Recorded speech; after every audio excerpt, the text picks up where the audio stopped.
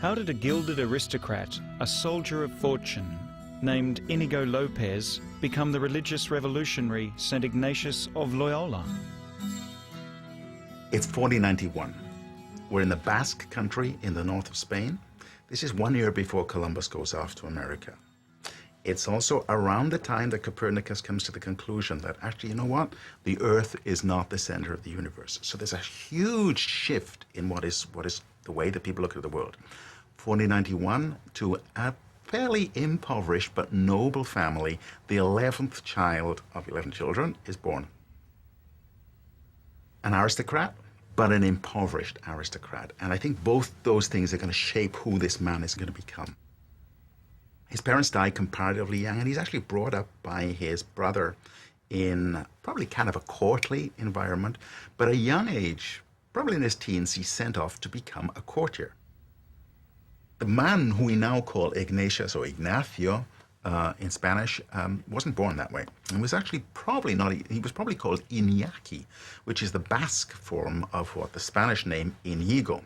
In a way, the difference between Inigo, the courtier, and Ignatius, the serious, inspired, somewhat obsessive saint, the name change means, rather in the case of St. Paul, from Saul to Paul, the name change means it's a different identity in some ways.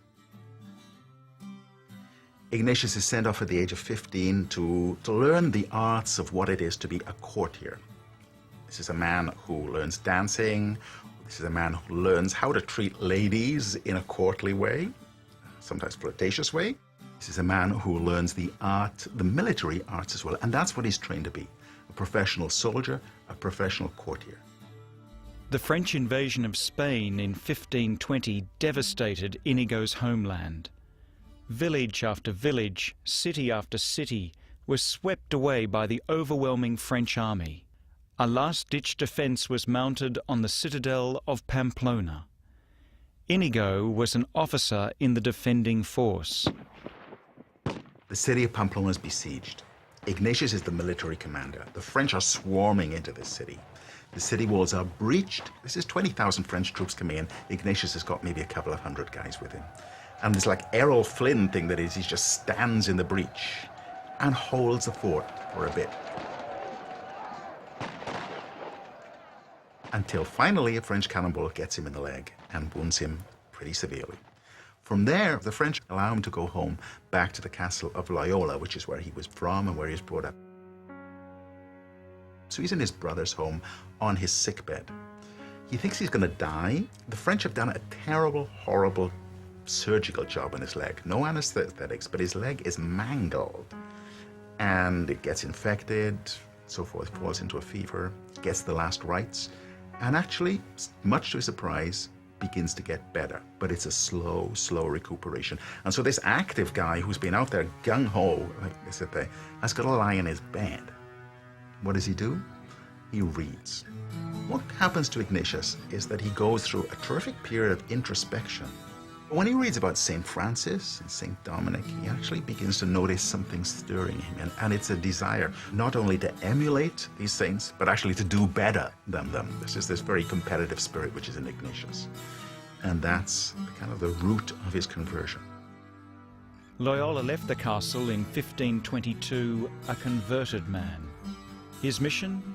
To explore his new life. But his journey would not be without struggle. He goes off on a mule. He meets a Moor. A Muslim, probably speaks Arabic, and he gets in conversation with him. They're going along together, and they suddenly start talking about the Virgin Mary. And the Moor denies the virginity of Virgin Mary. Now, this is a great insult to Ignatius, and he kind of boils inside. He doesn't really know what to do. Wondering what is the best thing to do, shall I go and kill that Moor because he's insulted my lady?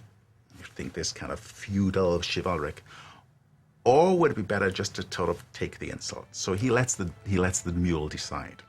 Now, the mule takes one road, but it's not the road that the Moor is taking. If that hadn't happened, there wouldn't be an Ignatius of Loyola, there wouldn't be a Society of Jesus. He goes to an abbey outside Barcelona, the Abbey of Montserrat, and spends the night in prayer, decides that he's going to be almost like a knight for God. Symbolically, he leaves his sword behind at the shrine and heads out to Manresa. While at Manresa, Ignatius had a vision that would be one of the most significant and enlightening of his entire life.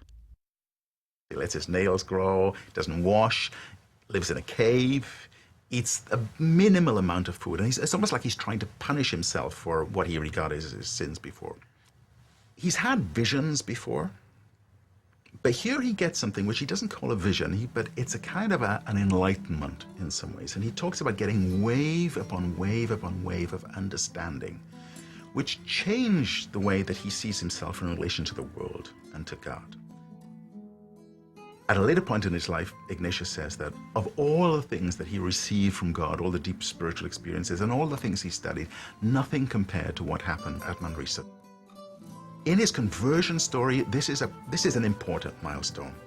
And it's after this that he cuts his hair, begins to live a much more moderate life, starts going out to people, engaging them in conversation. So we can see there's a kind of a gradual evolution from this proud military man into this somewhat obsessive, a little too religious pilgrim. And we can see him gradually beginning to find out what is it that he's called to do, who is it that he's called to be.